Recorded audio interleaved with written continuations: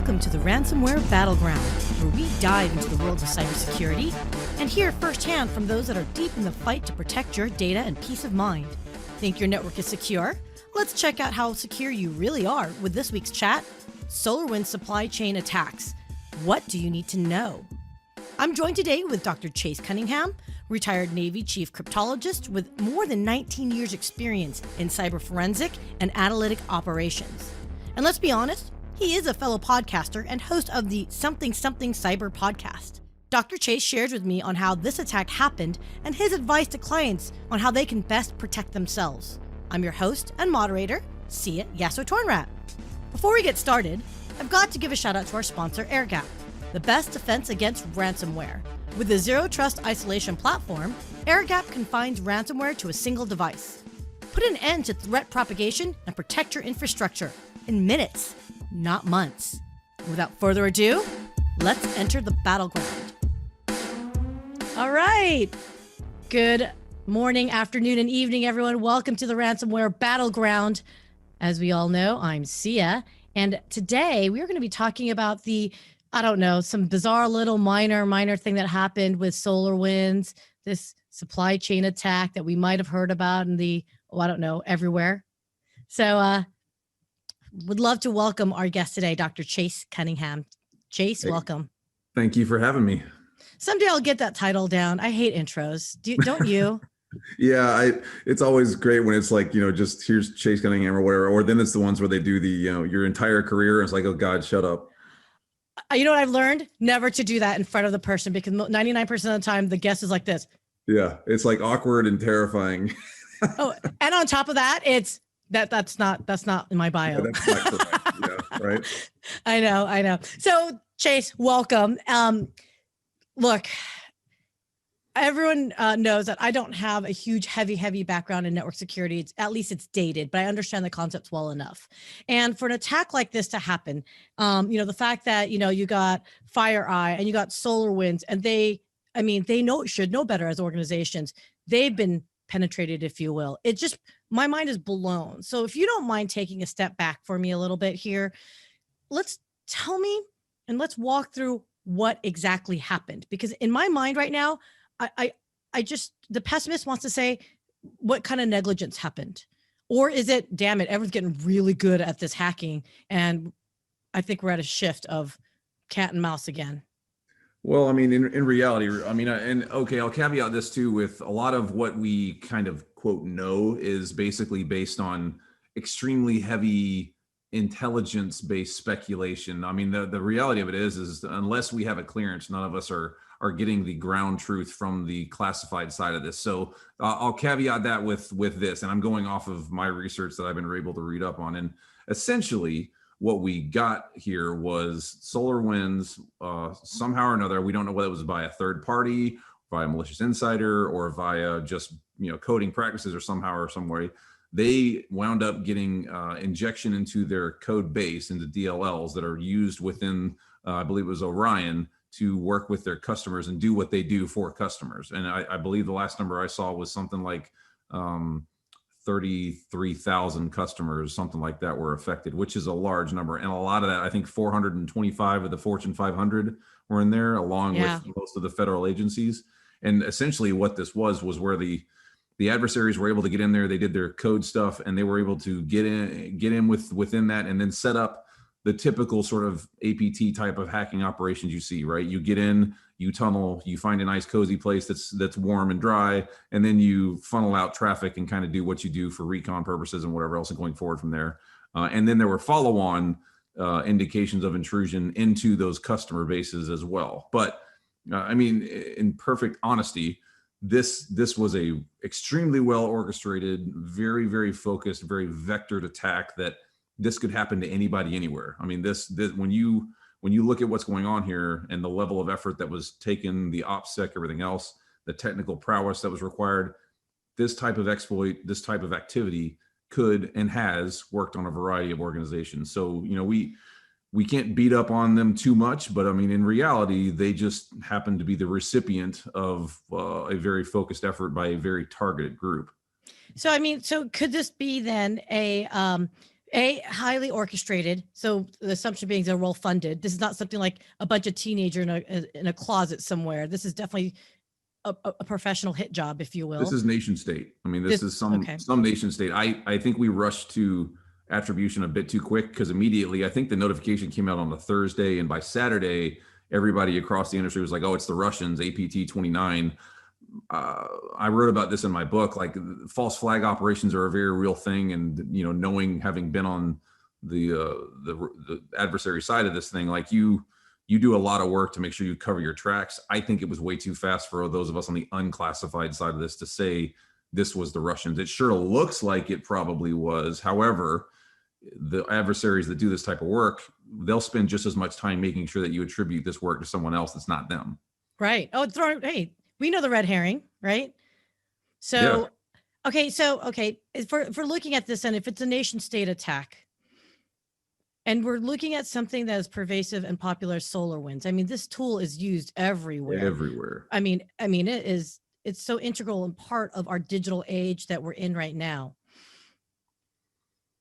Is this something where SolarWinds, could they have protected themselves better for it? Or is it because of this next gen, infiltration, these hackers that are supposed to be white hats turned black hats for the nation state, et cetera? They know these tools are pervasive, so let's just go after them. Was this something that SolarWinds, for example, I don't want to knock on SolarWinds, but unfortunately that's their name, right? And FireEye. Could they have prevented this, or is this, it's going to always be a cat and mouse? One's going to attack and then one's going to have to defend. I mean, this is espionage, right? So this is cyber warfare 101. This is what, organizations do when they're trying to figure out a way to gain competitive advantage on another nation. And I mean, that's why another indication that this is nation state level, because why would you go after an organization that has this much spread and this much depth within these groups? And it's because you're trying to gain some sort of competitive advantage by learning from the intelligence lifecycle, which means this is worthy of their time and effort. And this probably took them, 18 months, 2 years to put together, maybe even possibly longer, depending on if there was a human side of this thing to get in there. And then they were in there for, X number of months as well. And it speaks to that this is where the future of espionage is going. Like, I don't need to worry necessarily about putting human beings into an organization.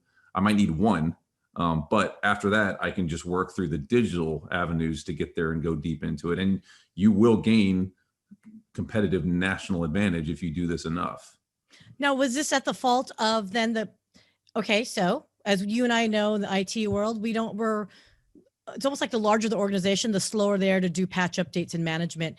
Was this something that could have been prevented? Let's assume this happened, and then now we're all looking at best practices from here on out. I don't think that this is anything that anyone could say they could have stopped from the preemptive side of it, right? I mean, even if they had perfect patching and perfect security and whatever else, I mean, when you're dealing with something that appears to be this targeted, where they're working that hard to get into your code base and do it at the level that they did, it's almost a given. I mean, you could liken it to, you could eat really healthy, you could never smoke a cigarette, you could whatever else, and you could get lung cancer. And I mean, It's just because that's the nature of, cancer is a modification on the genetic level of what's going on within your cells. You didn't do anything to bring it in necessarily. And again, we don't necessarily know that there wasn't something that was outside of the bounds of normality, maybe a third-party vendor relationship or insider threat type activity at this current date. However, in my opinion, and from what I've been able to read, it sure looks like they didn't do anything that I would consider to be negligent to make this a thing. I mean, this was a targeted, focused APT operation.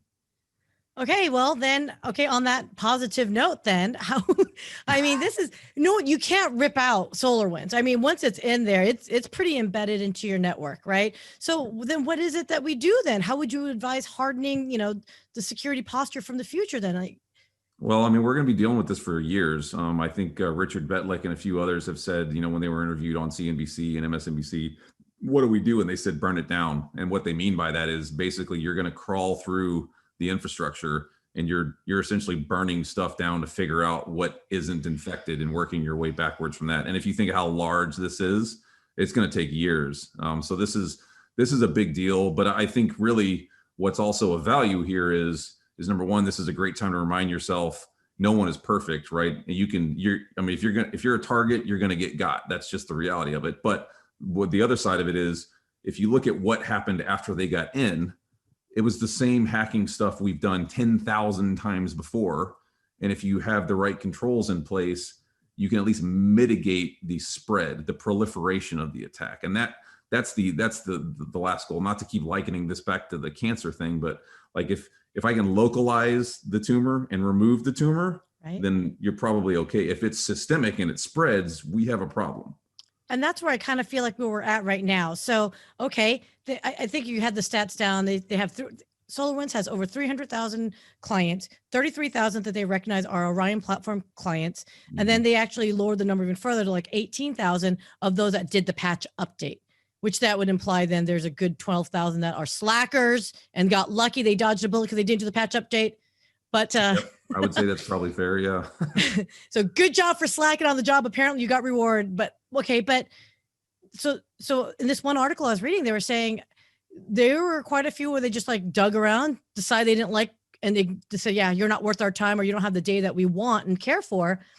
I mean, this is frightening to me because for those that didn't go much through, like maybe they just opened the back door and they didn't actually do any penetration, right?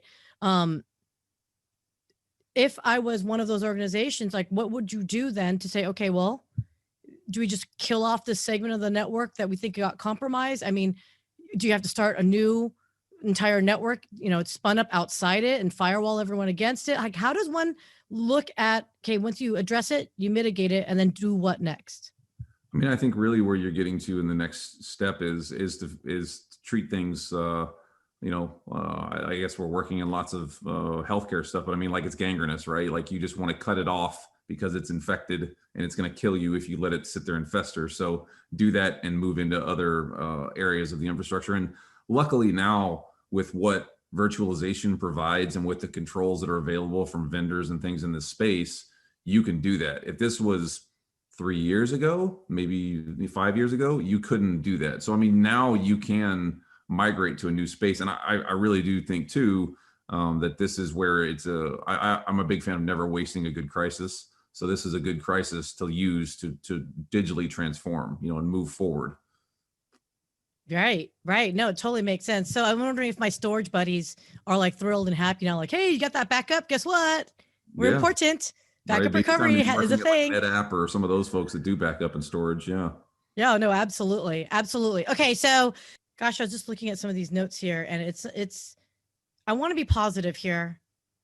Chase, I'm trying to be positive here. It's like reading a Tom Clancy novel on cyber. I mean, look, people, like in my worldview, I knew from, early 2000s when I worked at SonicWall back in the day, and that was just endpoint security. And at that point, the big thing was this VPN, right? Like stateful firewall packet inspection. And, now it just seems so much more sophisticated. And it's absolutely sign of the times, how dependent we are. So with all these ransomware attacks, SolarWinds, okay, just being an example here, we're shifting towards a digital society, purely digital. We're looking at IoT. We are looking at, the connected universe, right? I mean, are we ever going to be comfortable, safe? Is that full safe? Full safe? Is that the word? Are we ever going to feel safe? Maybe. I mean, it's, I don't foolproof. It's one of those deals where a lot of times I think we look at things collectively from like, oh, this is neat and it does this cool thing, and then we go get it and turn it on and it does what it does, but we don't think about the implications therein. The more connected you are, the larger your sort of platform for potential compromise becomes, and it becomes a collective question of, is the nifty cool thing really that valuable that we should live with that risk? And I mean, it's a decision that comes down to the individual and especially the organization. I mean, I've done workshops with a lot of businesses that have said we're going to do X and Y and Z, and a lot of times once I start asking the question, like, do you really need that? Like, is it a need or is it a want? If they step back, they usually will kind of go, you know what, that's a want. And is a want worth the risk? I don't think so. Well, that all, like that all depends, right? So how much are you looking to, let's say, automate your environment, right? And then how much what of the critical data that you have, how much are you actually putting into the cloud versus like maintaining your own network, right? Privately, on-prem, right? Well, and I mean, what is the critical data now, right? I mean, because critical data for organizations is so ethereal and so dynamic that even having a bounded control of your data is extremely difficult today. I mean, depending on what you do, especially with the fact that we have more knowledge work being a thing that generates revenue now, it's really hard to say what is your, critical data. Do you think that, with this day and age, and I'm jumping a little bit because I'm just super excited about this conversation. But, we talk about investments into our military, and thank you for your service, by the way. Right. I was actually talking to General Robert Spalding of the U.S. Air Force, and he is very, let's just say he doesn't love the CCCP. He's really not loving the Chinese government. Okay. And he made it very clear to me on my other podcast, Innovation Calling, that his viewpoint is he's a military guy. Obviously, he was a brigadier general in the Air Force. He's now retired, but warfare now is so much more in the cyber side, and you're saying espionage, not in the traditional sense, not World War II. What's that trench coat wearing kind of spy? Mm-hmm. Do you agree with that? Again, I know your background's with the Navy, but you were in the cybersecurity side. Yeah, I mean, I really think if you look at where you can gain competitive advantage now is in the digital space, and I mean that's what, if you look at what espionage, what warfare typically is about, it's about me finding a way to do better than my adversary and potentially imposing my will upon them. I mean that at the end of the day, when you look at warfare, I'm going to take ground from you, I'm going to take something from you, and then I'm going to make you do what I kind of desire, because that's what warfare is about. In the digital space, you have ways of doing that now. Now it's probably much more lengthy in strategic sort of vision, but it is a very, very real thing. I mean, if we see what's kind of going on in certain sectors of the world, you can kind of see what's going on over in China, where they're continually expanding. They have new military capabilities that, interestingly enough, look just like the stuff that we've put out. And they're gaining ground. I mean, they're taking back land in the South China Seas and things like that. So, I mean, it's already playing itself out. And the reason that they're able to do that is because they've gained some competitive advantage via espionage, via cyber. So can we just arrive at this then? Should we just assume simply that we cannot trust anybody? Like all traffic now, is it going to have to run through much more strenuous security? Do we just have to keep adding more and more layers?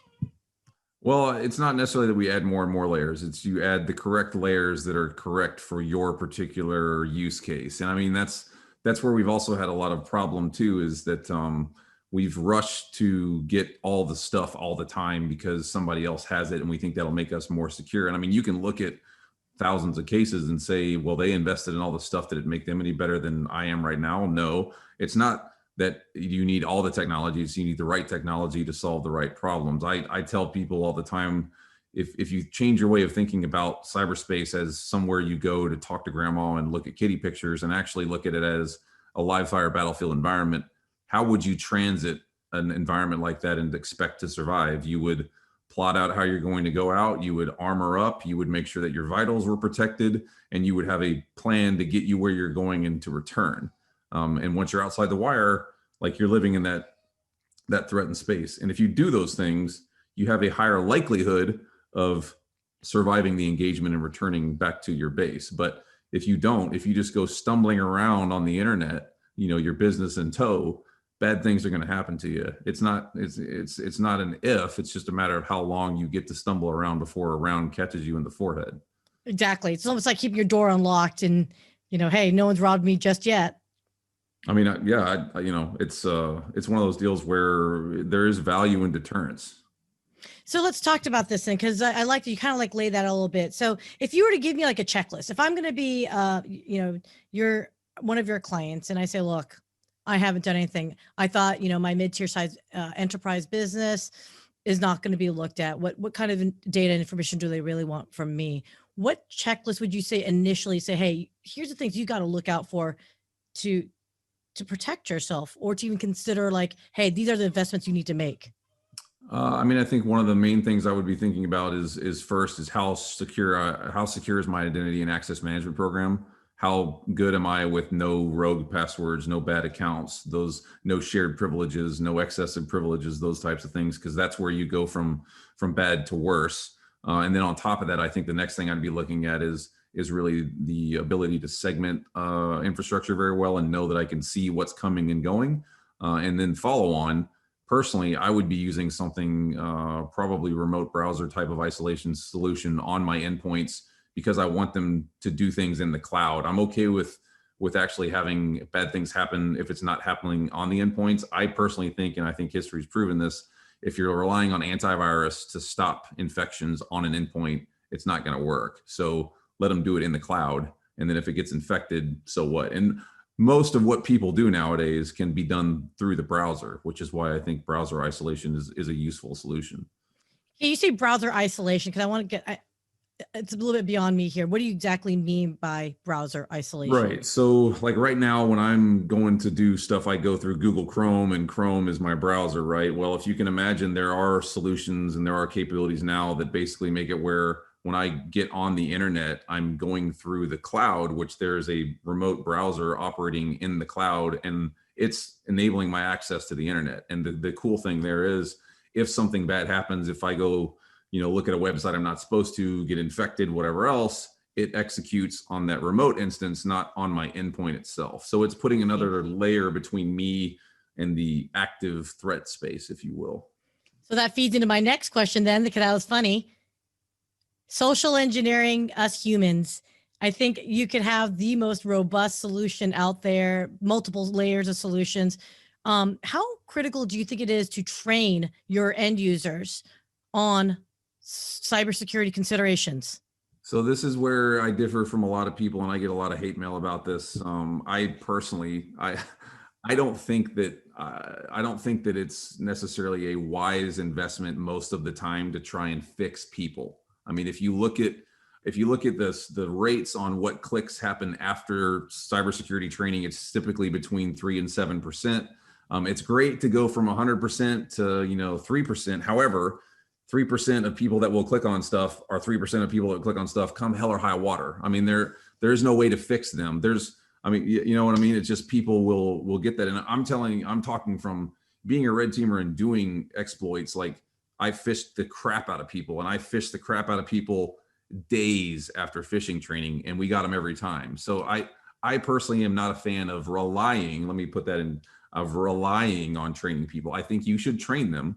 I think they should understand the space, but I don't think that it's a wise use of resources or budget to rely on training to count on people to not cause infections. So you just mentioned that you were doing red teaming. Mm-hmm. Red teaming. I'm assuming that means, are you like a white hat working to find what other penetration or weaknesses, yeah. right? I used to sit in vans and jump over fences and all kinds of stuff. I've always been curious. Yay, this is so exciting. Okay, yay, you're that person. Okay. Yeah, I'm too old for that now. Oh, please. Oh, please. So if you are inherently a good person, which you are, I can tell based on our conversation, was it a lot of training on your side to like think like a bad person? Was it a hard mind, to switch your mind to think like that? No, I mean, for me personally, it wasn't necessarily a hard thing to do, because I'm a big believer in, I like to play the numbers in science, right? And I mean, I know science and statistically based, if I have the right things aimed at the right group of people, somebody's going to be my rabbit, and it, for me, I always just played that level. I mean, it was fun because we got to do, lots of things that probably would have gotten us arrested nowadays, but it still was just basically wrapping your mind around the mindset of how would I cause a problem? And if you could do that, you're pretty good. Now, I mean, you could go way further down the rabbit hole and be much more Machiavellian, but at the time I was doing it, we were getting paid to basically just find a way in and then tell the leadership, like, look, here's your problem. Yeah, but man alive, like, I could see where, hey, they're paying you to do bad. and how it could be enticing to do more bad. Or the flip side, have you ever, and I'm not going to question any of our former colleagues, but do you think there's ever a temptation, like doing that, what you were doing, red teaming, where you're like, I can make millions of money, millions of dollars off this? Has there ever been that temptation, or do you guys ever joke about that? Yeah, I mean, we joked about it. There's plenty of times where we were like, we're doing engagement, and it'd be like, they would take a while to pay us, and it'd be like, well, we already know where they're weak. Why don't we just make them pay? I'm telling you, I'm just like, this is so fun for me. So does that mean then all the Hollywood movies of all these, like, hackers and all that stuff? What's your favorite scene that was wildly most inaccurate? Well, it'd probably be between Swordfish with the weird cube things that he was drinking wine and listening to emo music, and then the other one would be Black Hat, where they were analyzing the code, and for some reason the bad guy's code was in red and the good guy's code was in green, because that's how it works. Okay, and what was the best representation of a real life hacking that you saw in Hollywood? I mean, I think Sneakers was actually pretty good with just some of the stuff they did for the hardware hacking. I don't know that I've seen a very good hacking movie out there. Most of them are pretty asinine when you really get into it. But I mean, A, I'm a Robert Redford fan, and B, I just thought the hardware hacking stuff they did was kind of neat. That's cool. So on that note then, oh my gosh. So Chase, I really appreciate your time talking to me. And I know it's kind of all over the place. It's just, but now that I know you had that what's it called? Red team? Yeah. Red team experience. I may just have to just keep bugging you for that, because I just love that type of stuff. It's so much more dramatic in Hollywood, so it's easier for us. Yeah, we spent plenty of time drinking coffee and sitting in rooms doing nothing. So I would say it's 99% plot plan scheme and 1% of actual operational whatever. I always did chuckle. They're like typing, like, I'm gonna hack into this alien, like, operating system. I'm like, how? Yeah. So, okay, I've asked this with quite a few other individuals, so I'm going to have to ask you. I heard about this one little story. So I asked normally, do you have an Alexa in your house? But I think you have an additional story to yours. So help me understand what happened with your Alexa. Yeah, so I do speaking engagements, and there was a group that I've been doing that I've been lining up a speech for a while, and I finally did the speech and whatever. And I jokingly had told them repeatedly, like, look, I don't have those things in my house. I don't want them in my house. I think they're surveillance apparatus, like blah blah blah. And they said, okay, cool, ha ha, giggle giggle. And when I did the speech as a speaker gift, they gave me an Alexa and sent me home with it. And it didn't work out well for the Alexa. You're not going to tell me what you did you? I took it out in the backyard and used an incendiary round from a 12 gauge to destroy it. And allegedly that's on video? Yeah, it's on video. It's on Twitter. Yeah. Oh, come on. That actually reminds me of, gosh, what was that? Office Space, they beat down that printer. Yeah. So, it's much more fun to use a phosphorus round from a 12 gauge though. Oh, I'd imagine so.